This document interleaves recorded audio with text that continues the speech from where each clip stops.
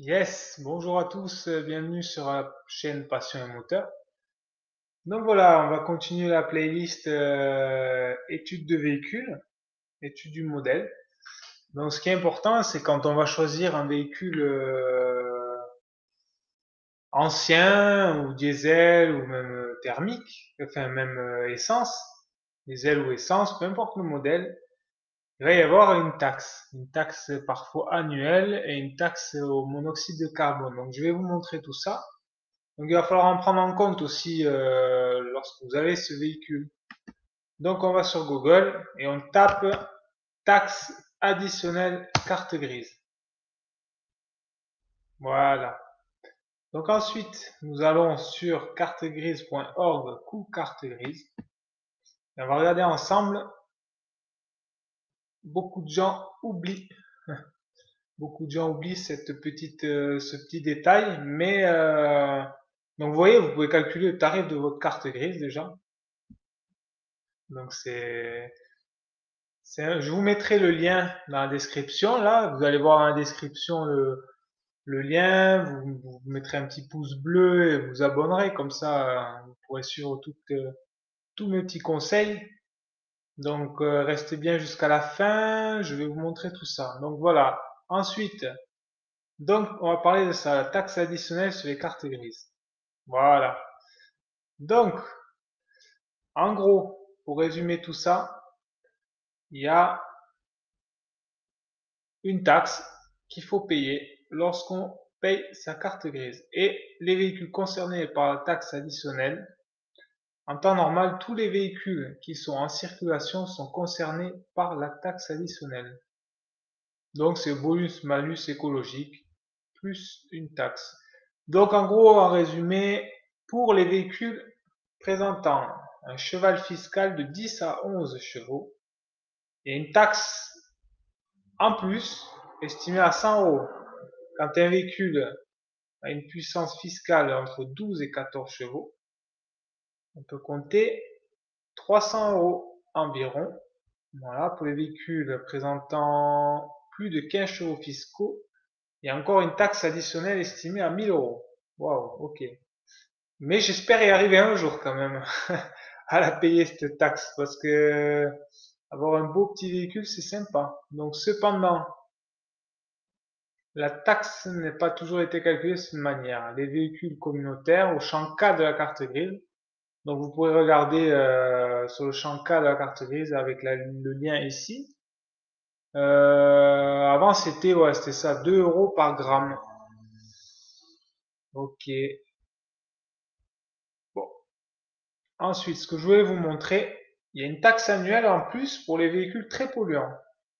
Donc, bien entendu, certains véhicules sont plus polluants que d'autres. Ça, c'est sûr et certain. Par contre, dans ces circonstances, c'est tout à fait normal que les véhicules moins polluants sont moins taxés et vice versa. Ouais, c'est vrai. Par contre,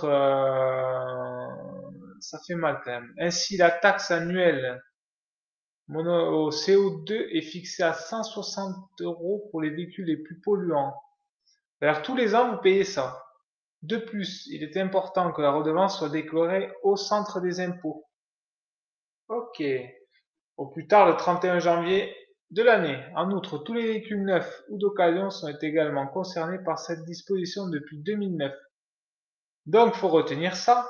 Depuis 2009, tous les véhicules sont concernés.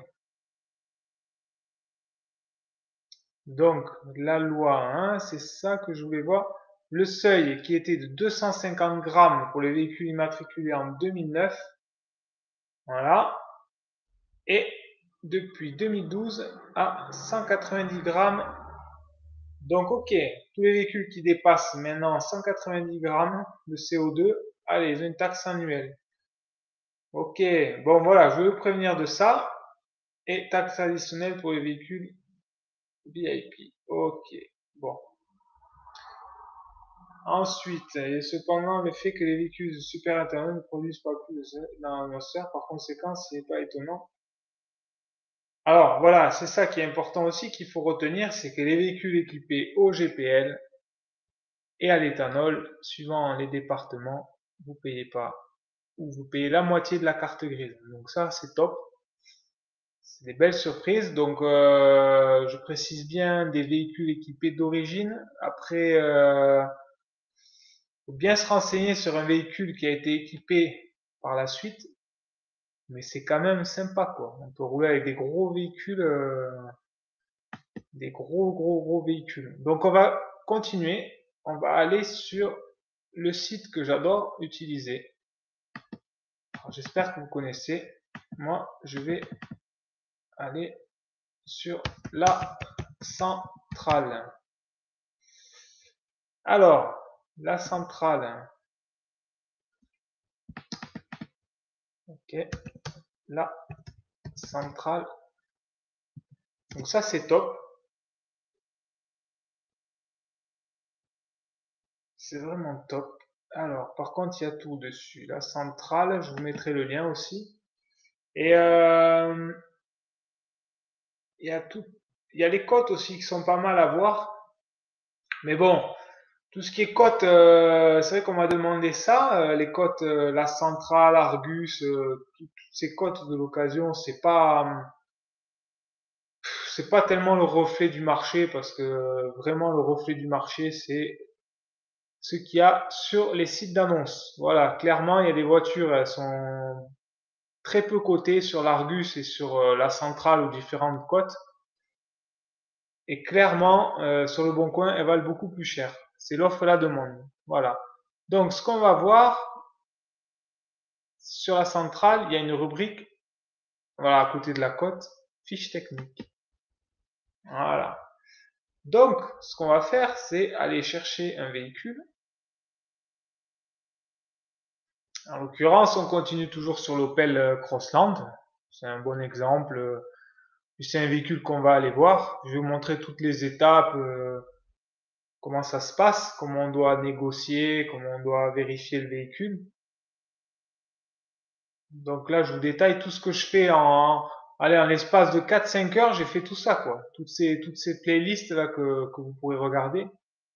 Donc catégorie, on s'en fiche. C'est un véhicule, on tape O sur le clavier, Opel. Donc Crossland, on tape CR, ça marche pas. Tape C.